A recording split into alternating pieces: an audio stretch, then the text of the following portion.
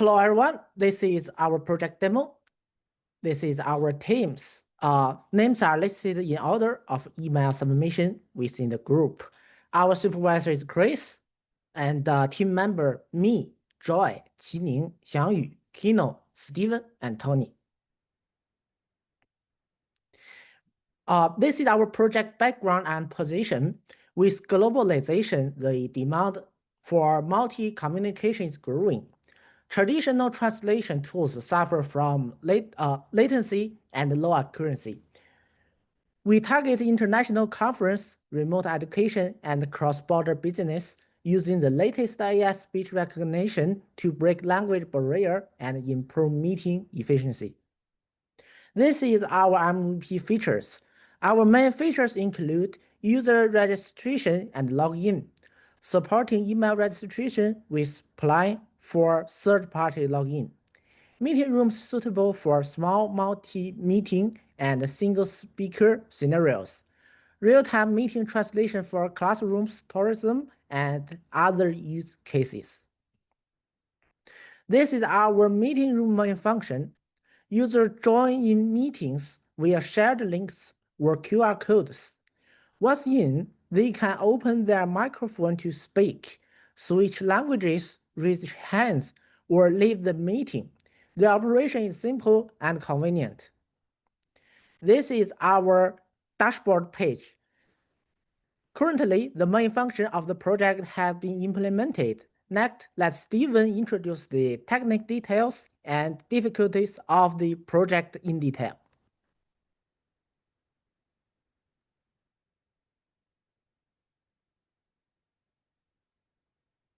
Hi, can everyone see the screen? Hello, can everyone see the screen? Yes. So this is the IFA Translator design and implementation. So I basically break through our system into three parts, the three most difficult part for the translation area. So this is the most basic part. So it's the real-time translation system layout. So I will break through this layout into two layers. So this one will achieve the real-time translation for the user. In the layer one, the client side will send a speech to the Microsoft SDK speech recognizer. And the Microsoft speech recognizer will send back the raw speech text data to the client side. And once the client side receives the raw speech text data, we will apply the socket IO client package to send the raw speech text data to the socket server on the back end. And once the socket server receives the emission from the front end, we'll be doing two processes. So the first process is to send the raw speech text data to the Azure translation service, which powered by the Microsoft AI. And the other step is sending the raw speech text data as the meeting transcript and save it in the MongoDB. And once the Azure translation service gives us the response, it will send it back to the client side. So that's the layer two. And the layer one plus layer two is the raw speech text achieved by layer one, and then the translated speech text by the layer two. And then to rendering them together, we will achieve a speech bubble, which including the original speech from the user and the translated speech from the user. And then we will rendering those two by using Chakra UI and the Next.js. So that's the design summary of the real-time translation. So the Microsoft SDK recognizes user speech and send a raw speech text to the user. And the user emits raw speech text to the backend with the effective language code, which is the language they want to translate. So the backend server sends raw speech text to the Azure AI and translate the raw speech to the translated script, and then also save the raw speech to MongoDB. And the server will emit the translated text to the front end and will rendering the speech bubble for the user. So that's the part one. So that one is one of the most important key features in our web tool. So I break through this into three layers. So in the layer one, the user which is the multi-lingual meeting room design. In the layer one, the user sends speech to the Microsoft SDK speech recognizer. And then the Microsoft SDK speech recognizer will send the speech data to the user A. And once the front end of the user A receives the speech data, we will apply the Socket IO client to send the speech data and also synchronize the status of the user A, including the raise hand, open mic, or speaking to the backend socket server. And once the backend socket server receives the status of the user A or the raw speech of the user A, he will save the raw speech of the user A to the MongoDB and also broadcasting all of this raw speech of the user A to the user B, C, and the D. And then in the layer 2, once the user B, C, and the D receive the status of the user A and also the recognized raw speech text from the user A, we move to the layer 3. So for the layer 3, the speech data from the user A will be sent with the effective preference language code. For example, like English, France, Chinese, etc. And then it sends this language code combined with the raw speech from the user A to the backend server. And then the Socket IO will send a request to the Azure AI to get the personalized translation for each user. And then once the user get the personalized translation, we can render it on the front end with the speech bubble and also rendering the user status list. And then that's the design summary of the meeting room. So for the layer 1 and layer 2, all the users in the meeting room emit their status and their speech to the back end of the server. And they are always synchronized with the back end. And then the back end socket server will broadcast all the speech and the status to the meeting room, and the user client side rendering the received status. And in the layer 3, the user client side emit the raw speech text to the back end and get the personalized translation. And the client side will rendering the personalized translation for all the user. So that's pretty much the full views of the UI of our meeting room. So the other important part is the language selector and the history record retranslation. For example, in our meeting room, so if the user, the default language is Chinese, but if they want to see the English subtitle this time, they need to use this function. So on the client side, the user send an API request called retranslate for me. And then the curse server will fetch all the records via the room ID and order by the timestamp by the MongoDB. And then once the curse server receives a well-ordered record data pack, for example, on here, we see string 1, string 2, string 3, string 4, and they are all well-ordered. And then once the curse server receives this data pack, it will send it back to the Azure AI Translator. And once the Azure AI Translator reply, it will send back to the user a well-ordered retranslated record. And then on the front end, we just need to be rendering the old translations to the new translation to doing the language swapping. So that's the design summary. So on the front end, it will trigger the fetch API to the curse server, which fetch the history raw speech record in order of the timestamp. And the server send well-ordered raw speech pack to Azure. Once they get the Azure apply, it will send the well-ordered retranslated data to the front end and re-rendering all the check bubble on the front end for the user. So that's the translation UI. So for example, this user, the origin on the left-hand side, the default translation is Japanese. So in the middle, they will trigger the language selection and select the translation language as Chinese. So after that, everything will be translated, including the history record from Japanese to Chinese. So that's pretty much for me today. So next, welcome Joy for the demonstration of the highlight of the project. Thank you.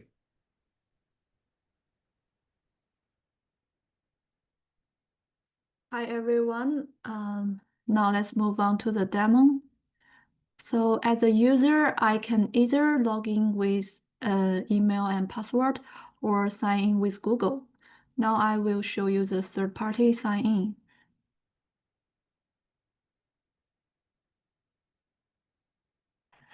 After sign-in, I will show you some key features of the real-time meeting platform.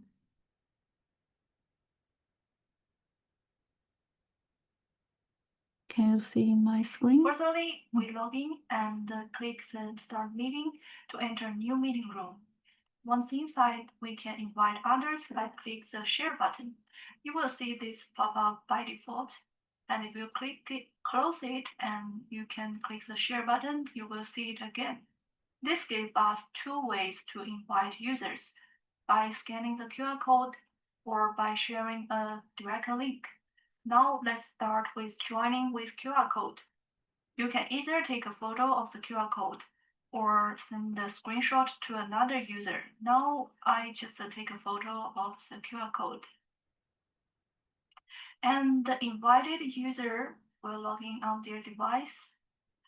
And from the home page, they can tap Scan. Just show the QR code to the camera, and the system detects the QR code and joins the meeting automatically. Okay, let me show you the second method to join a meeting by a shared link. You just need to copy this link and log in as another user. You can paste the link here. Then you join the meeting. Now that we have multiple users in the meeting, so we can demonstrate the voice features. Any participants can mute and start speaking. Let me show you. When the user is speaking, there is a blue border flashing around the participants' cards to indicate the user is speaking. As they speak, the system automatically transcribes their speech and the text appears live on screen.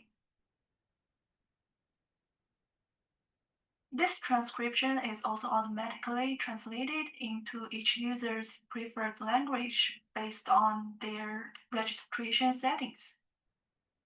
For example, this is an English user, and this is a Chinese user.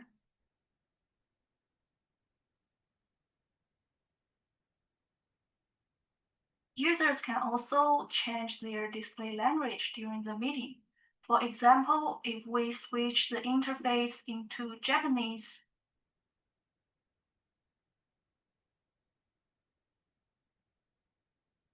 all the past chat messages and live transcriptions will automatically be translated into Japanese. Let's also show a quick switch to Korean so you will see the translated script change. So now the translated script updates instantly. Let me switch back to English.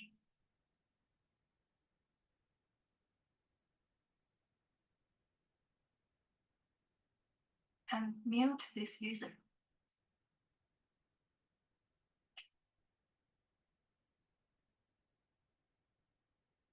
This user is a Chinese user, so I will speak some Chinese here. 大家晚上好，你们吃晚饭了吗？ So this is the language features. Beyond language, we have several useful features for large group meetings. The users can choose to hide the participants' sidebar for a cleaner view. And there's also a raise hand button to signal a question. If I click this raise hand button, I will see I raise my hand. And if we switch account, we can see from the other user's view that user is currently has their hand raised.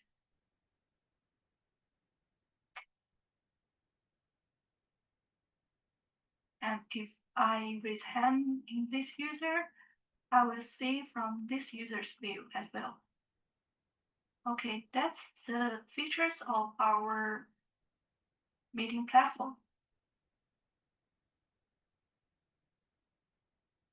Now I will hand over to our DevOps team.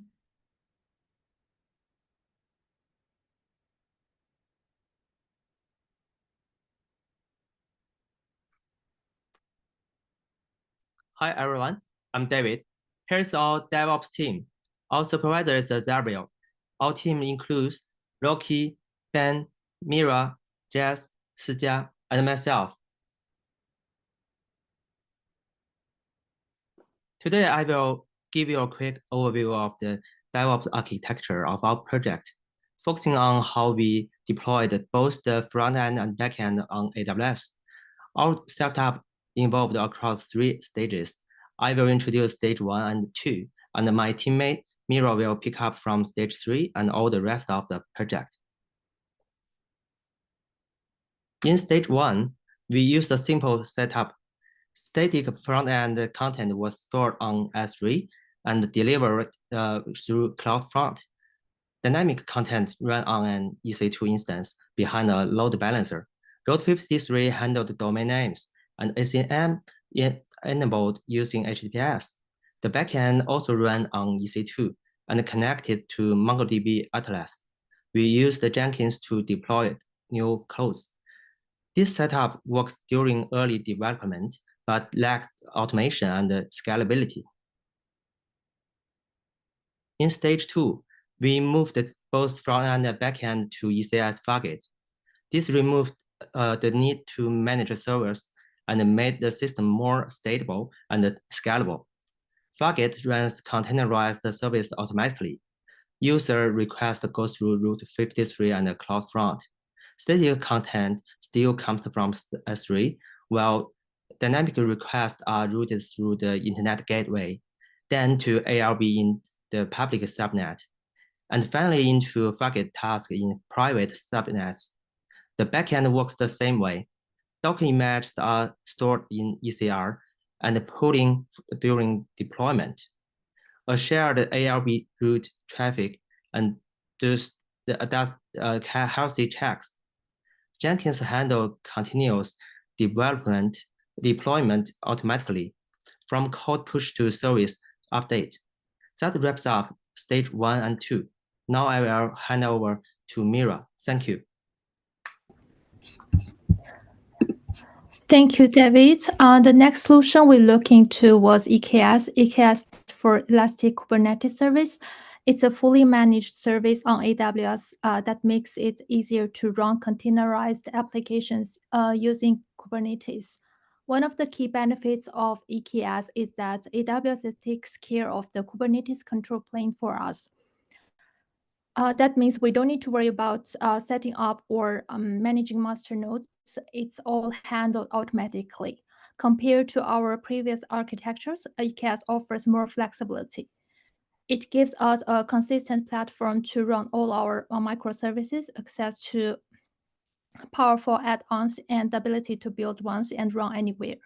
But it's not without cost. A basic EKS setup, just a control plane, 2 EC2 nodes, a load balancer, net gateway, and data transfer can easily cost more than $200 per month. So for small team or apps with low traffic, it might be more than we need. In short, EKS is a great choice for scalable modern applications, but it's important to weigh the features against the cost depending on what our project really needs.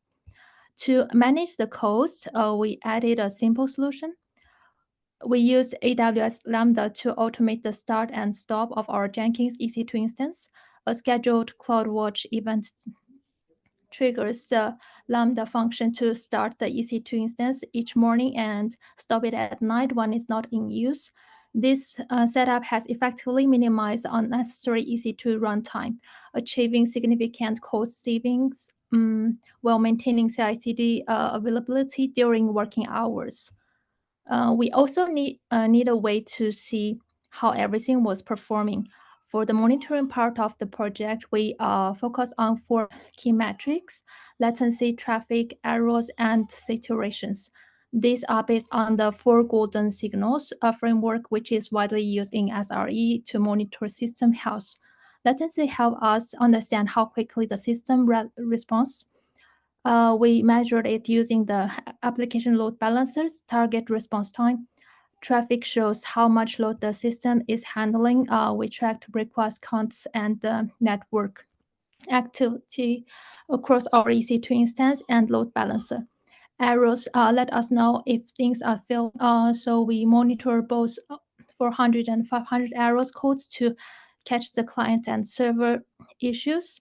And finally, saturation tells us how close we are resource limits. For that, we monitored CPU utilization on our EC2 instance. The tool will use Amazon CloudWatch to collect the metrics and Grafana to visualize them.